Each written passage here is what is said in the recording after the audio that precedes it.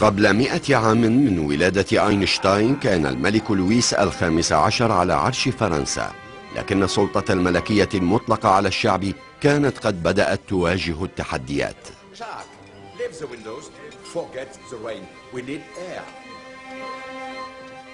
الثورة الفرنسية كانت على الأبواب. This was the era of enlightenment, when intellectuals believed very firmly that the way forward lay in science. And they felt that one of the first tasks that lay ahead of them was to rationalize and to classify every single kind of matter so they could see how it all interacted together. قرر أنطوان لافوازييه الشاب الأرستقراطي الثري أن ينكب على هذه المهمة لمعرفة ما إذا كانت هناك صلة جوهرية بين جميع الأشياء وعناصر الحياة اليومية في العالم. لكن ما ساعد لافوازييه كعالم هو اهتمامه الدقيق بالتفاصيل، وهو أيضا ما أدى إلى سقوطه. Monsieur Lavoisier, you are, if my eyes do not deceive me, consuming only milk this evening. First you had a glass of milk, now you are eating a bowl of milk. Will you next move on to a plate of milk? Your precise observations commend you as a lady of scientific curiosity, mademoiselle. Most unusual. As you seek knowledge, so I shall dispense it.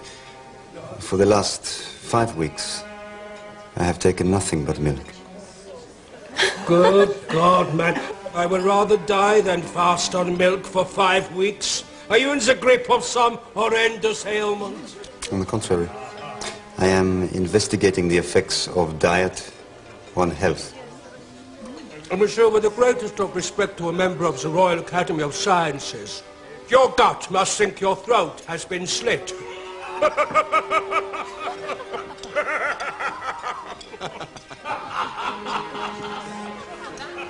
Whereas your gut, Count, is no doubt petitioning the Academy for a widening of your throat. Marianne, how dare you insult the Count? Don't forget what the Count offers. Not just marriage, but think of how you will be introduced to all the salons. You will be the toast of Paris. Would it not be a shame, madame, to burden you with the duties of matrimony before you have had a chance to experience your curiosity for nature? Shall we all go through? It's getting rather hot in here.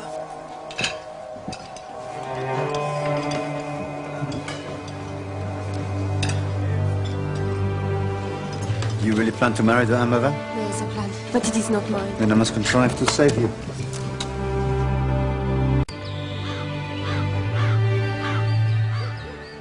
لم يكن لافوازييه عالما بالمعنى المهني، كان مدير تنفيذ الضرائب في باريس. كانت فكرته الكبيرة هي بناء سور ضخم حول المدينة وفرض الضريبة على كل ما يدخل أو يخرج منها، لكن ضرائبه على السلع البسيطة كالخبز والخمر والأجبان لم تجعله محببا لدى مواطني باريس العاديين. هذا الشاب المفرط الدقة والحساسية كان مع ذلك لا يحرم نفسه أحيانا من بعض الممارسات العاطفية. في عام 1771 تزوج لافوازييه من ماري آن بولز ابنة زميله في دائرة الضرائب، وبذلك أنقذها كما وعد من زواج معد مسبقا من كونت يكبرها ب40 سنة.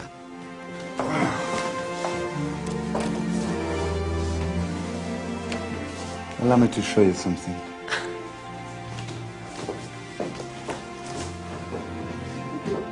Lavoisier, I think, found his job as a tax collector really rather tedious, and the times he looked forward to were the evenings and the weekends when he could indulge his passion for chemical experimentation. And he called those times his jours de bonheur, his days of happiness. Madame.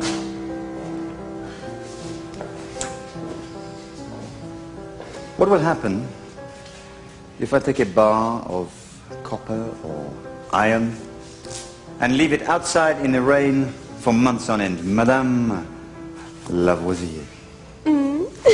Monsieur Lavoisier. The metals. What will become of them? Is this a verbal examination? Prior to an examination proper, sir? I merely seek the truth. Then you joy with me, monsieur, for you know the truth. The copper will become covered in a green verdigris, and the iron will rust. I believe the term is calcined. Most impressive, my charming wife. But let me press you further. When the metal rusts, does it get heavier or lighter? Why, sir, I think you mean to trap me. Oh. Then perhaps this little butterfly should land and allow me to take a closer look. Every last citizen in France of sensible age knows that when a metal rusts, it breaks away. It gets lighter and eventually disappears. But... Stop. I have not finished. Contain yourself, sir. There is more. In a recently published pamphlet by a brilliant young chemist, Antoine Lavoisier demonstrates that the iron combines with the air. It, in fact, becomes heavy. Most impressive. I intend... Now, whatever you intend, monsieur, I intend to be by your side. I will learn all I can about your science and become your worthy colleague. Then let me show you how the iron combines with the air to form such a delicate union. Tomorrow, monsieur. Tomorrow.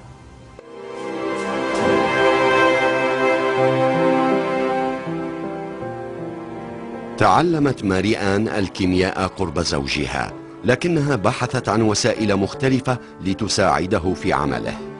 تعلمت الإنجليزية لتتمكن من ترجمة الكتب العلمية المعاصرة، وتابعت دروس الرسم لكي تسجل بتفصيل كل ما يعملانه معا. كانت تدير المختبر وتمثل مؤسسة لافوازييه في المجتمع. كانت محور جهود البحث العلمي. That is a terrible thing to say. You are a cheeky man. This way, please, gentlemen.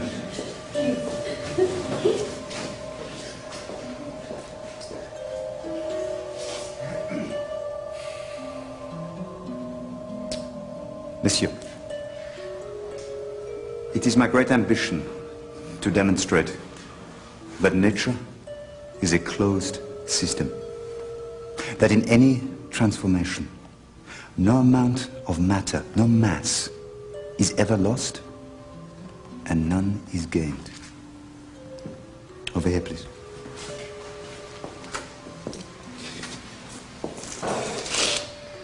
This precise amount of water is heated to steam. This steam is brought into contact with a red-hot iron barrel embedded in the coals. From this end, we cool the steam. But interestingly, we collect less water than we started with. So clearly, we lose a certain amount of water. However, we also collect a gas. And the weight of the iron barrel increases. Now, when we combine these two increases, the new weight of the iron barrel and the gas we have collected, they are exactly equal to the weight of the lost water. But is it atmospheric air, Monsieur Lavoisier? No. No, because I am measuring it to the very last grain. I can see that it is lighter than the air around us. And, moreover, it is flammable. Voila. Water is made out of hydrogen and oxygen. So what he had done is get the oxygen to stick to the inside of a red-hot iron rifle barrel. He was basically just making rust, which is oxygen and iron, but he was making the rust really quickly. Now that left the hydrogen, what he called combustible air, and that was just floating around as a gas. No mass had been lost, it had merely been transformed. And now he wanted to transform it all back into water.